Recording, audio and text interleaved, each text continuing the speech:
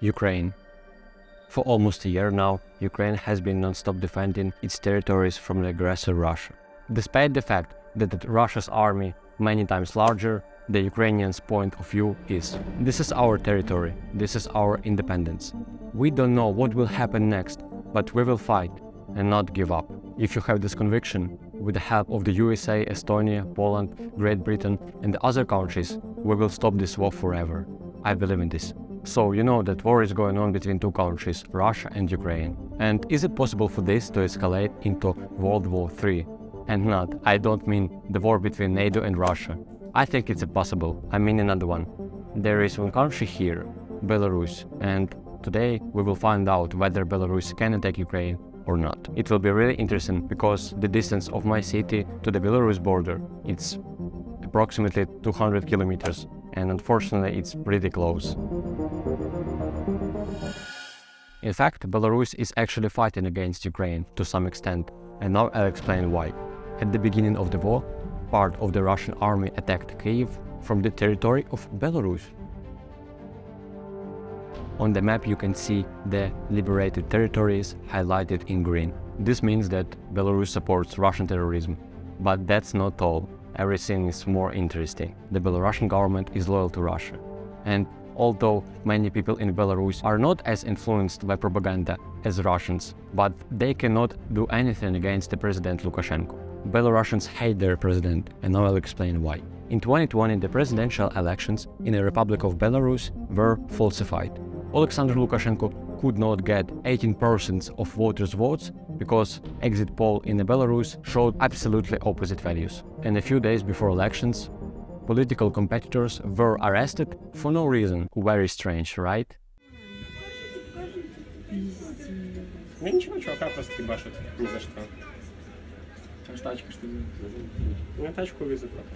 After that, people started a peaceful protest against the rule of Lukashenko, against the rule of the dictator Lukashenko.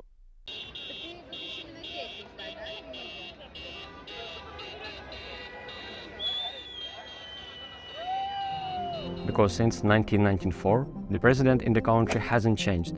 But people wanted changes, and people didn't want to be dependent on Russia. The main goals of protests were the resignation of Lukashenko and holding off repeated fair elections. But unfortunately, police came out and beat people and put some in jail for no reason. And Russian police also helped beat peaceful protesters. Why did this happen? In my opinion, because the Russian government is manipulating the Belarusian one for its own purposes. And it's not beneficial for Russia that the president in the Belarus changes. But it's beneficial for Russia that obedient Lukashenko do everything what he is told. And I say things as they are without exaggeration, because the truth is the main point of my channel.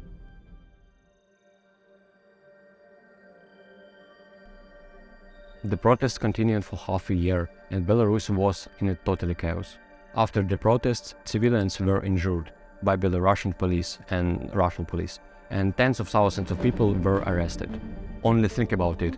People were arrested by their own country's police because only they wanted fair elections. I can think about that. In my opinion, Putin keeps Lukashenko as a servant so that he helps Putin in his crazy plans. What I mean when I say crazy things, of course I can say. For example, how to allow Russian troops under the territory of Belarus to seize Ukraine, as it was on February 24th.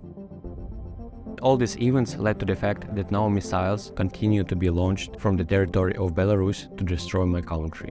According to the Institute for the Study of War, Lukashenko will likely continue to give Russia access to his country airspace to express support to the Russian President Vladimir Putin. He's also a killer and terrorist. Of course, all this news about the invasion of Belarus can be a simple intimidation, a psychological operation to keep Ukrainians in fear. But the number of trains carrying soldiers and equipment from the Russia border to the city of Brest in southwestern Belarus, near the border with NATO member Poland, has increased. Military experts say that Lukashenko is doing everything possible not to send troops to Ukraine. He understands that only the military and special services can keep him in power.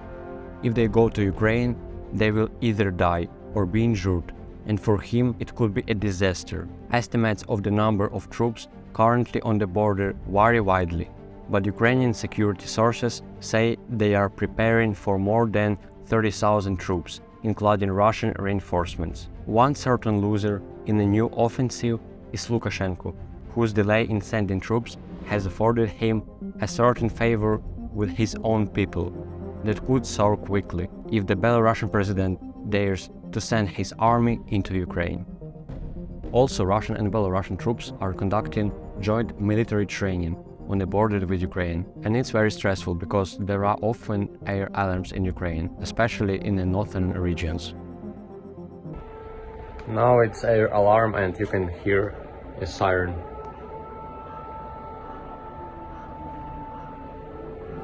Ukrainian intelligence is considering such an option that Belarus will attack Ukraine, and therefore we are ready for it. Now you can see how Ukraine has strengthened the border, and it seems like everything will be fine, but I'm scared a little bit because 200 kilometers, it's pretty close. I consider that they want to seize western regions in order to stop the supply of weapons from the whole world and stretch the front line. It would be logical, but the Ukrainian army has greatly improved his skills, so I'm sure that we will be able to defend ourselves. And even more so, Belarusian army has never had the experience of waging war. It's tiny plus for us. And now I want to tell you one interesting thing. Imagine many Belarusians who really understand what is happening around fighting for Ukraine. They left Belarus and now they are fighting for Ukraine. What is the final answer to question whether Belarus can attack us or not? Unfortunately, I have an answer. Yes, Belarus will attack us. This is my opinion, and this is opinion of many Ukrainian military experts, but nobody knows when. Faith in God, faith in goodness, faith in Ukrainian army, and faith in the end of the war. And that's it. Thank you for watching this video, and please consider the subscribing to my channel and hitting the bell icon and liking this video, because it's really motivation for me to do more videos about Ukraine. And if you have some questions, please write down in the comments and I will answer for you. So have a great time. Bye.